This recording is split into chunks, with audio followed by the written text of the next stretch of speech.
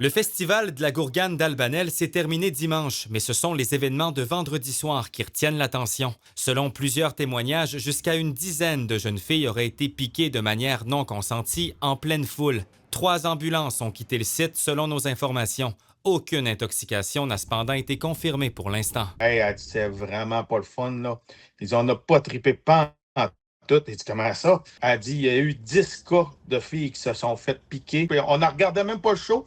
Il dit, on était comme dos à dos pour se checker, pour voir s'il n'y aurait pas quelqu'un qui passait. C'était la panique raide, là.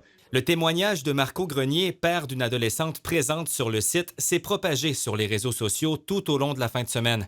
Pour lui, parler, c'est essentiel. J'ai dit là, ce qui est important, les filles, c'est d'en parler.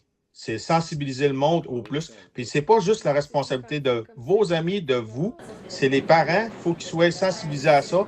Puis c'est important, c'est pas gênant, c'est pas de votre faute. Il y a plein de cas, là. Il y a eu une histoire où à Port-Neuf, une dizaine de femmes dans un festival, il y a 3 semaines. Je pense pas que ça arrive plus souvent. Par contre, si vous me demandez si la drogue est plus forte, que les réactions sont plus graves, oui. Le CIUS du Saguenay-Lac-Saint-Jean rappelle que depuis juillet 2023, le test de détection du GHB est disponible dans tous les centres hospitaliers de la région. Cela permet d'obtenir une confirmation et de déposer plainte si souhaité. Et l'établissement insiste. En cas de piqûre, il est crucial de consulter un médecin, notamment pour prévenir les risques de transmission par le sang. Pour l'instant, aucune plainte formelle n'a été déposée auprès de la Sûreté du Québec et aucune enquête n'a été déclenchée dans l'affaire du Festival de la Gourgane d'Albanel. De son côté, l'organisation du festival affirme que l'événement demeure sécuritaire avec des agents, des intervenants, des premiers soins et des bénévoles bien identifiables sur place. Mais Marco Grenier croit que la sécurité doit aller plus loin. C'est pas à cause du festival en tant que tel. Je sais que ça demande du temps puis tout.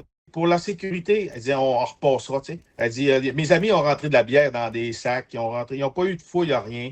Le cas d'Albanel survient alors qu'une enquête est déjà en cours à Labrec, après qu'une adolescente y a été testée positive 2 fois au GHB lors du festival country. Un contexte qui soulève des préoccupations quant à la sécurité des jeunes en milieu festif. Alex Martin, TVA Nouvelles, Saguenay.